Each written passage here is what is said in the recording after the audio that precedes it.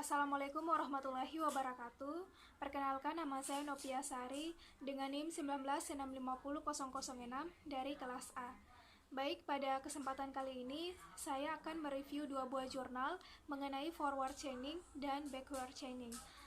Langsung saja kita mulai pada jurnal yang pertama, yaitu dengan nama jurnal Semestris volume 10 nomor 2 penerbitan bulan November tahun 2019 dengan PISSN 2252 sampai 4983 dengan ISSN elektronik 2549 sampai 3108. Dengan penulis jurnal ini adalah Andi Ryo Handoko. Nah, adapun judul jurnalnya yaitu Perancangan Sistem Pakar Analisa Transaksi Keuangan Mencurigakan menggunakan metode forward chaining. Berkembangnya modus dan teknik pencucian uang yang dilakukan oleh individu dan organisasi kejahatan seringkali membuat penyedia jasa keuangan luput untuk mengetahuinya. Bahkan transaksi yang dilakukan tidak lagi menimbulkan kecurigaan dari penyedia jasa keuangan karena transaksi yang dilakukan menyerupai transaksi normal, sehingga namun sebenarnya itu merupakan modus dan teknik pencucian uang. Tujuan dari penelitian ini adalah untuk mengetahui lebih awal sebuah transaksi apakah dapat dikategorikan mencurigakan atau tidak berdasarkan parameter transaksi dan beberapa parameter lainnya. Nah, adapun dengan dipilihnya metode forward chaining ini diharapkan dengan penelitian ini dapat dianggap untuk melakukan deteksi awal transaksi keuangan mencurigakan di mana semua data dan aturan akan ditelusuri untuk mengetahui tujuan yang diinginkan berupa hasil analisa terhadap sistem transaksi keuangan mencurigakan berdasarkan nilai bobot transaksi keuangan mencurigakan yang telah ditentukan. Berhubung metode yang digunakan adalah forward chaining, maka perlu kita harus mengetahui apa itu forward chaining. Nah, jadi forward chaining itu adalah suatu metode pencarian fakta di mana fokus penalaran mulai dari data yang dikenal dan berakhir pada sebuah solusi. Nah, seperti yang bisa dilihat pada gambar ini adalah merupakan gambar dari forward chaining. Nah, lalu metode penelitian yang dilakukan ini adalah metode kualitatif yang dimana merupakan suatu pendekatan yang juga disebut pendekatan investigasi karena pengumpulan data dilakukan dengan cara bertatap muka langsung dan berinteraksi dengan orang-orang di tempat penelitian. Dari metodologi penelitian yang dilakukan, maka kita merancang sebuah flowchart metode inferensi forward chaining sistem pakar transaksi keuangan mencurigakan seperti yang bisa dilihat pada gambar ini merupakan flowchart. Nah, lanjut pada hasil dan pembahasan dari penelitian ini.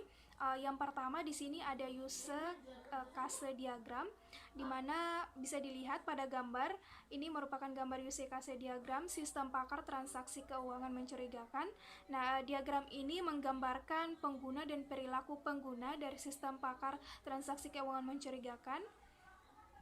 Lalu kemudian ada kelas-kelas diagram. Lalu yang terakhir itu adalah implementasi sistem. Nah, jadi prototipe sistem pakar transaksi keuangan mencurigakan dirancang dengan berbasis web. Adapun alasan sistem tersebut dirancang dengan berbasis web agar memberikan kemudahan bagi user dalam mengakses. Nah, aplikasi ini hanya mengenal dua kelompok user, yaitu administrator selaku pengelola sistem dan end user selaku pengguna yang melakukan analisa awal terhadap sebuah transaksi keuangan yang patut diduga terkait tindak pidana pencucian uang berdasarkan parameter yang dimiliki sistem. Jadi yang terakhir itu adalah kesimpulan dari penelitian ini adalah berdasarkan analisa ataupun perancangan hingga implementasi sistem pakar untuk mendeteksi transaksi keuangan mencurigakan dengan metode forward chaining itu dapat disimpulkan sebagai berikut. Ada 3 poin. Poin yang pertama itu kebutuhan akan adanya suatu aplikasi sistem pakar yang dapat menampung indikator atau parameter transaksi keuangan mencurigakan sangat dibutuhkan, bukan hanya untuk PPATK selaku instansi yang melakukan analisa transaksi keuangan mencurigakan, tetapi juga dibutuhkan oleh pihak pelapor. Nah, poin yang kedua itu sistem pakar tidak hanya dijadikan sebagai sebuah database indikator atau parameter transaksi keuangan mencurigakan, namun juga dapat memberikan sebuah analisa pintar yang dihasilkan dari indikator yang dimiliki.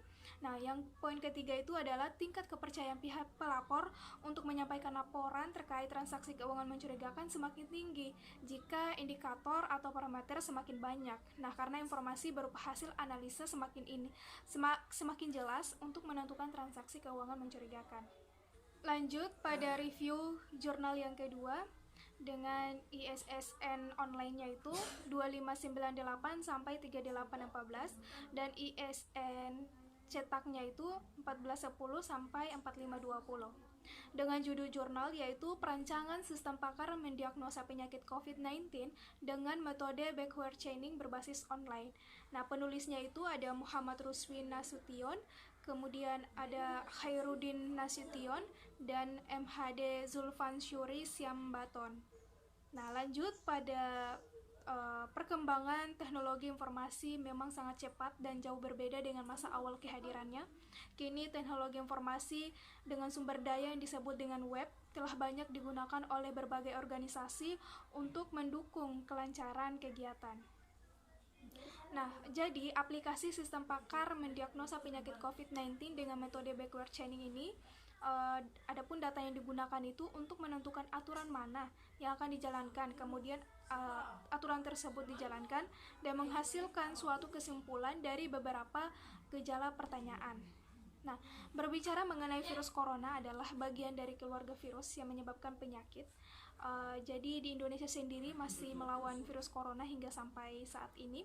Nah, dengan menggunakan metode backward chaining, gejala penyakit COVID-19 dapat diketahui dan mengetahui cara pencegahannya. Nah, sistem ini dikembangkan menggunakan PHP, MySQL, website 2APK, Builder Pro. Jadi hasil yang diperoleh sistem pakar ini berbasis online dapat diakses melalui smartphone sehingga pengguna dapat mengaksesnya dimanapun dan kapanpun. Oke, berhubung metode yang digunakan adalah backward chaining, maka kita perlu mengetahui apa itu backward chaining. Adalah pelacakan ke belakang yang memulai penelarannya dari kesimpulan atau goal. Nah, berikut bisa dilihat gambar di samping saya ini adalah flowchart sistem perancangan aplikasi. Kemudian ada gambar flowchart sistem diagnosa gejala penyakit COVID-19 untuk user atau pengguna. Dan flowchart untuk sistem diagnosa gejala penyakit COVID-19 untuk admin. Dan kemudian kita masuk pada hasil dan pembahasan. Nah, yang pertama yang dibahas itu adalah mengenai basis data pengetahuan. Nah, kemudian kita lanjut pada implementasi aplikasi berbasis web untuk sistem pakar diagnosa gejala COVID-19. Nah, seperti yang bisa dilihat, gambar di samping ini adalah merupakan tampilan halaman utama.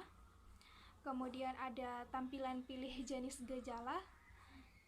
Di situ yang pilih adalah user. Kemudian ada tampilan data pertanyaan. Kemudian ada tampilan data solusi.